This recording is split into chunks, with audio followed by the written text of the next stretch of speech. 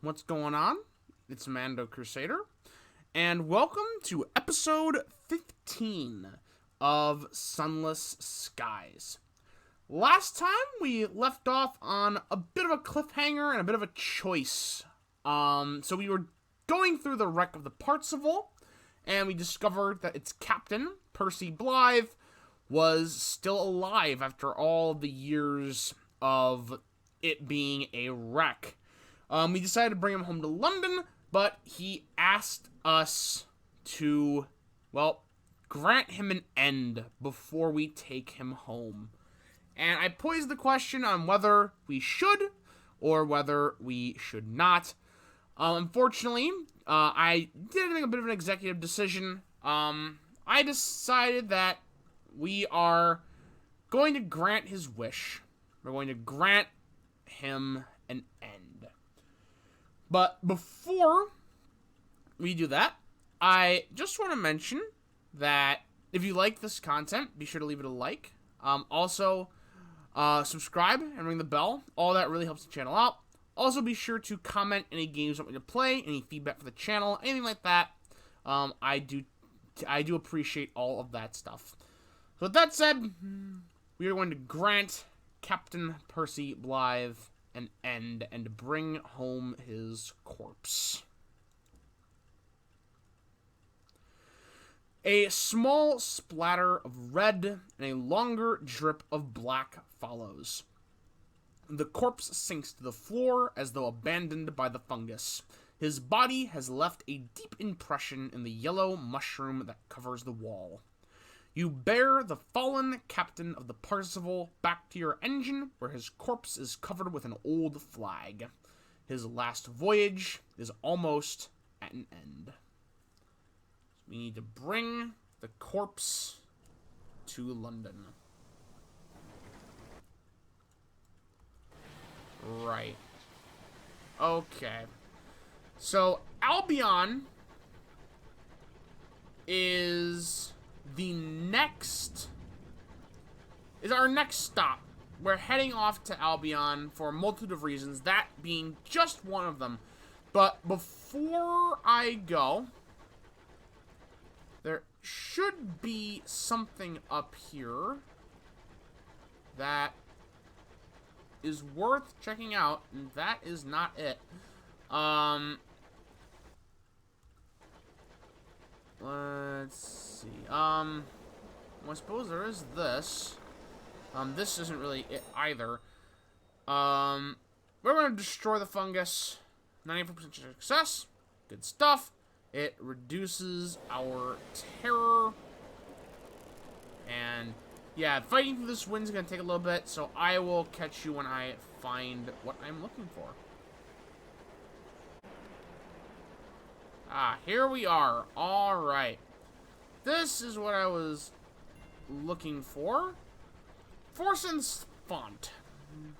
This, otherwise known as the Regent's Tears. And, keep going, only forward. This is a wonder. And you can interact with it. Before we do, we're just going to yoink this and kill those bees.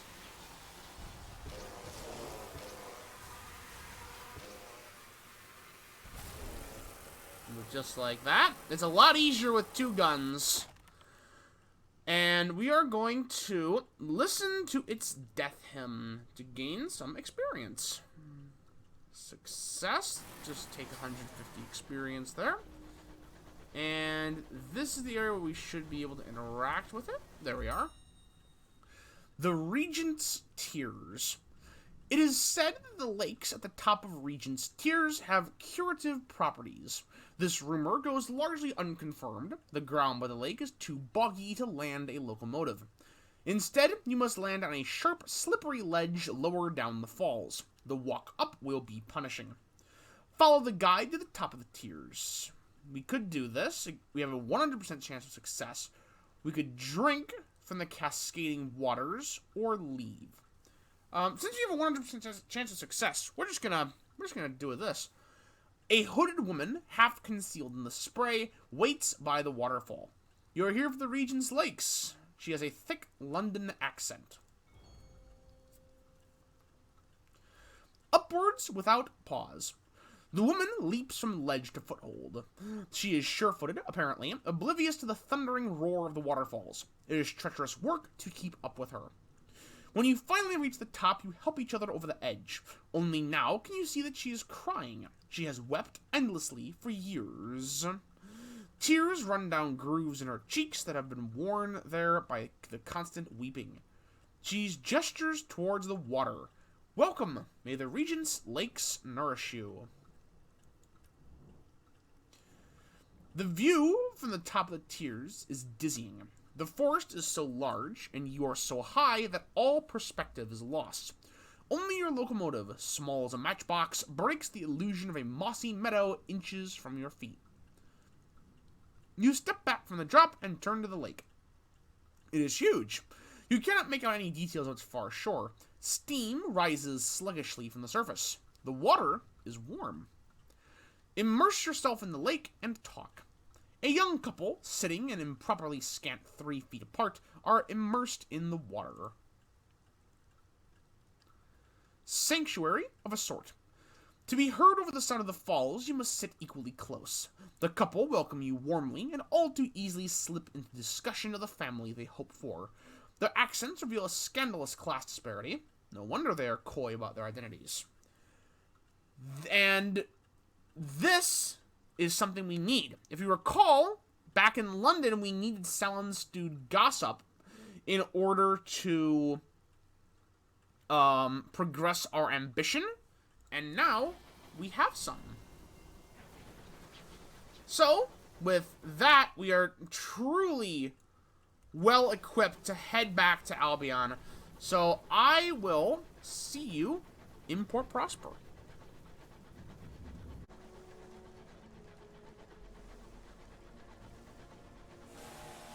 Okay, we're just, oh dear, we're just gonna slip right on by these wonderful chaps.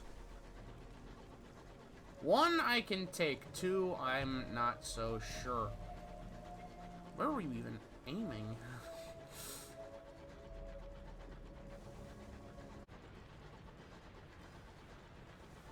Alright, here we are back in Port Prosper. So, we're gonna make a quick stop here.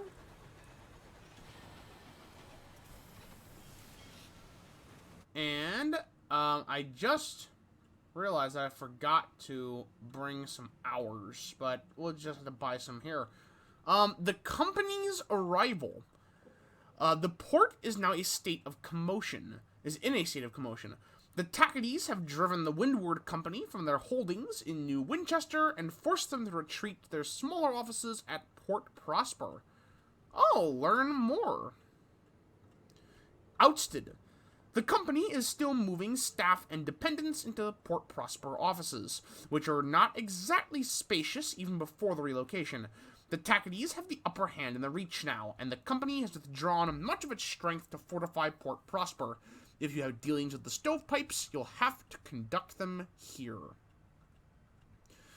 Let's see, this change in the balance of power will affect encounters, discoveries, bargains, and prospects in the Reach. For example, the Tackities' redoubled spirit means you will encounter more homesteads while exploring.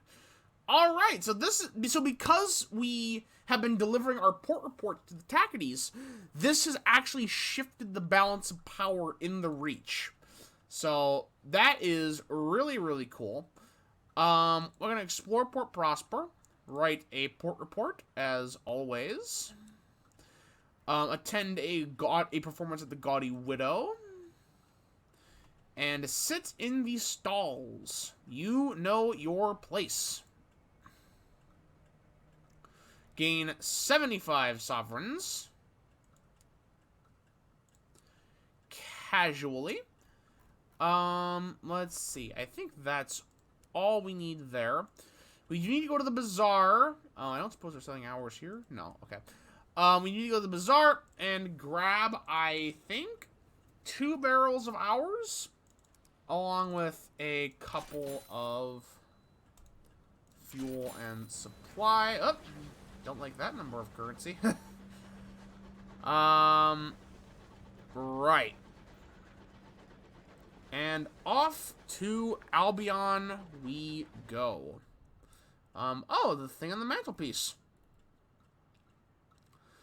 Yeah, let's just burn it. Always be safe. We lost our last otherworldly artifact, though, but we can get more from the Tackities, so that's probably fine. Right. Present ourselves to customs. Nothing to declare. Use our 2 barrels of unseasoned hours. We really need to remember to bring hours with us when we head out this way. But we are off to Albion, paying our hours. So I will see you on the other side of the coming loading screen.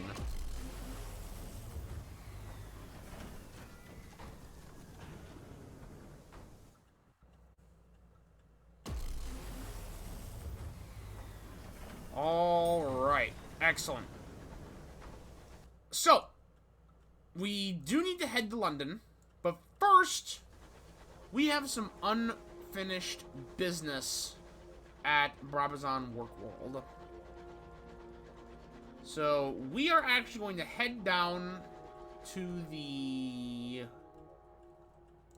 east and figure out what's going on over here. It should be just over here. There's a little nice, and the port is just beyond.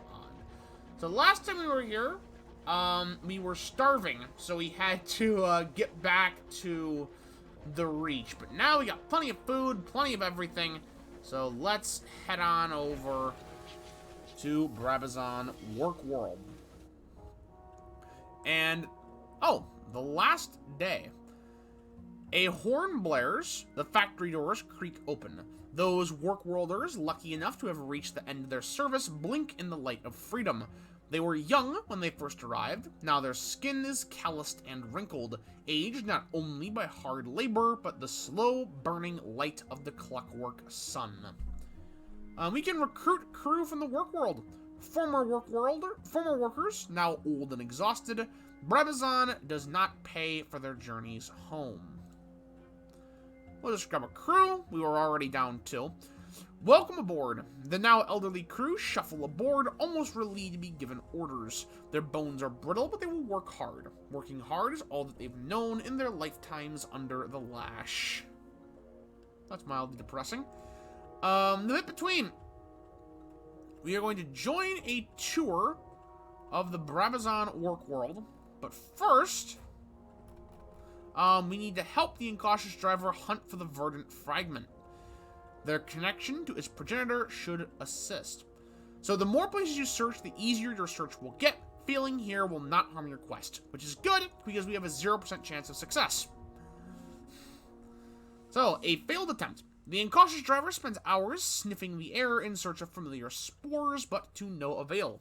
We should try somewhere else, they reluctantly decide, shuffling with uncharacteristic glumness back towards the train. I'm going to join a tour of Brabazon Workworld. The Overseer requires information. No one can be sentenced to the Workworld without there first being evidence of a crime. Right. We're going to donate a savage secret. The Overseer listens intently to what you have to say. Useful, I think. We shall see what can be done with it. She directs you to a group by the tour leader, who shepherds you all into a side room. The tour leader hands out thick coats to keep off the smut. The group covers itself. The hood lends one woman, with her hair coiled up high on her head, an awkward shape and unexpected height. Satisfied, the tour leader begins a briefing. Receive a carriage clock. The tour leader presents you each with a carriage clock. As you know, time on the work worlds moves more velocitously than it does outside. In order to exempt you from the effects, we've had the looms spin a full of external hours to cover the tour. Please carry these carriage clocks. They will show you how much time your protection will last for. Please don't stray. He pauses for emphasis. It is crucial that you stay with the tour. If your time runs out, every minute it takes for us to realize could be hours for you. There is a flurry of anxious whispers. Once it has subsided, the group is led onto the work world. The tour. Your group is accompanied by 2 overseers. The overseer bringing up the rear is a woman in her early 30s. She checks her carriage clock compulsively. Also, by the way, this emphasizing that it's crucial to stay with the tour. Yeah, maybe for this first one, but eventually we are going to be, straying just a little bit to uncover the deeper secrets. Admire the rugs. Our first stop on the tour is the Brabazon Rug Weaving Workshop. The overseer beams and gestures for you to enter a building larger than any other on the street. An attractive young worker leaps up to greet you. This workshop was built thanks to the generosity of Lady Something. Please admire our beautiful handcrafted rugs and weavings, exported for sale in London. Workers here gain skills that can support them for the rest of their days. A group of workers nods and smiles at you. One stands to better display their work. Another thanks you for your visit. The youth is the last to see you out. Perhaps I'll see you elsewhere in Albion. We could admire the rugs. You've seen rugs like this in countless homes. They are cheap within the means of all but the poorest families. But we're going to smile at the workers. A simple act of human warmth. They smile back, and their smiles are as stiff and rehearsed as the line the youth delivered. The tour moves on. Moving on from the rug workshop, the tour is directed towards a glass factory. The air is yellow with smog. Visit the glassworkers. A fascinating aspect of Brabazon is the mutually beneficial relationship between the place and its workers. The overseer makes a sweeping gesture. Make note of this smog. I'll explain more inside. I'm sure it's going to be wonderful. The building that you entered is heated by vast furnaces and ovens. Workers are blowing molten glass. The smog prevents much of the sun's heat from reaching Brabazon. Without factories such as this, Brabazon would freeze. The workers keep the factories alive. The factories heat the work world, and it becomes a pleasant place to live. I'm gonna doubt that one. Here, work enriches life. Several of the group coo in admiration. One man boasts about his Brabazon glass collection. A young lady in gaudy finery turns to you. My parents paid for the main furnace to ensure that the poor would never go without. What did you fund? Confess that you are not one of the donors, or declare you paid for the roof over your very heads. No, confess you're not one of the donors. You are a locomotive captain, traversing the wilderness, defeating horrors, delivering goods. Perhaps one day you will engage in charitable endeavors. The young lady blushes. So dangerous, so romantic. That sounds much more fun. Is it difficult? Perhaps my parents will buy me a locomotive. She seems bored for much of the rest of the tour. It seems the thrills of your profession outweigh the charm of inherited virtue. And as we gain more Salon's Dude gossip, let's see, the tour moves on to the upper layer of Brabazon, towards a refinery that belches heat like a dying dragon. Peer through the window at the hour refiners. Please line up here. That's it. The overseer indicates alongside a long, low window. It has been recently cleaned to a shine. Inside, hard-working souls refine raw hours imported from the Reach. After this process, they may be spun in hour looms and put to use. He taps his carriage clock as an example. The refinery is a clamoring, roaring space of long benches, sweating workers and rolling smoke. The overseer explains. The geodes containing the hours are cracked open, and the fibrous strands of salt-like time are separated with small chisels and saws. Men and women do the former work, children the latter. The filaments are then passed through a series of furnaces to remove impurities, which are in turn brushed away in an indigo slush. The slush is raked to ensure that not even a stray minute is lost. Once the seconds and minutes and hours are extracted, they are seasoned, taken from a very high temperature to a very low one, and back. After this, the tangled clumps, the color of the sky just before dawn or after dusk, are carded and wound into spools and long filaments. The overseer raps sharply on the window, as nearby workers look up, smile, and wave. I'm starting to not like this place. I'm starting to very much not like it. Let's linger and watch after the tour moves on. What do they do when they haven't got an audience? Seconds after your group has moved on, a worker in the middle of the front row leaps from her seat. She pulls on the striped blazer that had been hidden on her lap and dashes from the room. She is replaced by another, gray and exhausted. No one looks up. Well, how about that? I'm sure this isn't sitting well with our revolutionary character over here. Leaving the refinery behind, you turn to the streets towards the ceaseless ring of hammers. A short walk, then you enter a dusty yard. Watch the rock breaking. The tour leader adopts a noble frown. Unfortunately, not all work on Brabazon can be creatively fulfilling. We also produce raw components like gravel and aggregates. You have looped back to a yard near the bit between. The second overseer is already there. Men and women, hard with muscle, bright with sweat, are breaking rocks with sledgehammers. They wear vests and breeches with cloth masks to keep out the worst of the dust. We equip our workers with safety gear just in case prolonged exertion in this air might prove unpleasant. As you can see, the regular exercise ensures they are strong and healthy.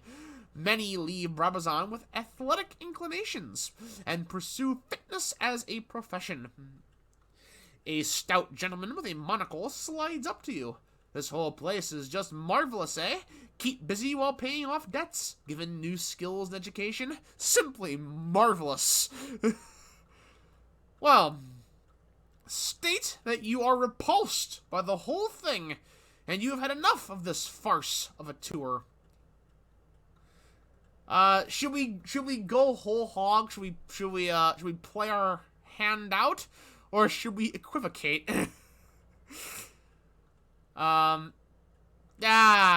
What the heck? State you're repulsed by the whole thing. The man frowns. You're wrong, of course, he nods sagely. Yes, they must spend some of their years here, but what would they do with those years otherwise? Squander them, suffer, and die. His expression is condescending. Better the improving conditions of honest work, don't you think? You refrain from punching him in the smile. That's some mighty strong willpower right there. Come on, the overseer is gesturing at you angrily. We can't waste another moment. We have to leave, now. Complete the tour of Brabazon Work World. It's important we return in plenty of time, so I'm afraid we'll have to end the tour here. The lead observer circles the group, shepherding the huddle through the doors back to the bit between. Tours end. The second overseer takes a head count. A poor one, for she double counts twice before giving up. Nonetheless, she signals her partner to go ahead. I hope you appreciate our little tour, and we shall pass your thanks on to the workers of Brabazon. Perhaps when they've paid off their debts, you'll see them again. The overseer shakes the hands of the most prominent donors. Of course, this entire endeavor is thanks to your generosity, he murmurs to them. While the group preens, he collects the carriage clocks. A quiet request. The overseer who takes your spent carriage clock draws you aside. You're a Skyfarer, aren't you? We need someone without official connections to the governor to help us with a delicate matter. Listen to a request. We need someone who isn't one of the sponsors. Espionage. These are unsavory individuals on Brabazon Work World. They inveigle others to do their work, so that they might have time to plot. they're fomenting unrest. He shakes his head. It won't do. It just makes the other workers unhappy. Next time, if you can sneak away from the tour, I heard their leader is looking for outside assistance. He winces. For once, time is on their side. They have so long to plan relative to us. If you hear anything, pass it to me. I'll be around. So we can suggest he does it himself, tell him to go to the blazes, make no promises, or accept with apparent delight. So, we're not going to do this. We're going to tell him to go to the blazes. I think this won't end the plot line. I'm pretty sure this won't. This place is actually, no, we're just going to make no promises. You won't reject him outright. Is he offering anything in return? Will he make it worth your while? Thank you. I wasn't hoping for anything more definite. He smiles, but it's not a happy one. I'll be putting a case to the governor. I'll make sure you're paid for any information that helps us quell unrest, helps keep us keep the workers happy. He shakes your hand. Thank you. Come back to me if you hear anything. I will be around. So, next time we come to Brabazon Workworld, we can sneak away from the tour, and we can be true to our character's backstory and help foment a rebellion. So that is really, really cool. Unfortunately, we can't do that now because we need hours or literature or just something. But we can do that probably next time we come back. So I am going to head off to London, and from there, we're running a little bit long. I think we're going to call it an episode. So I will see you there.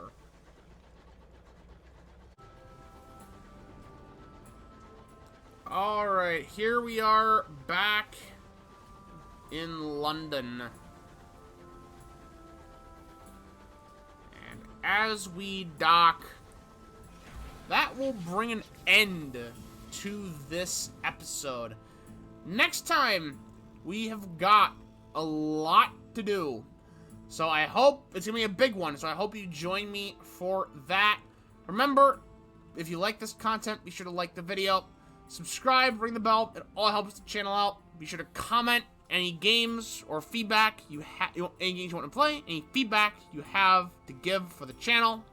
I appreciate it all. And yeah, that's about it. We're running a little bit over schedule, so I've got to go. Have a good one.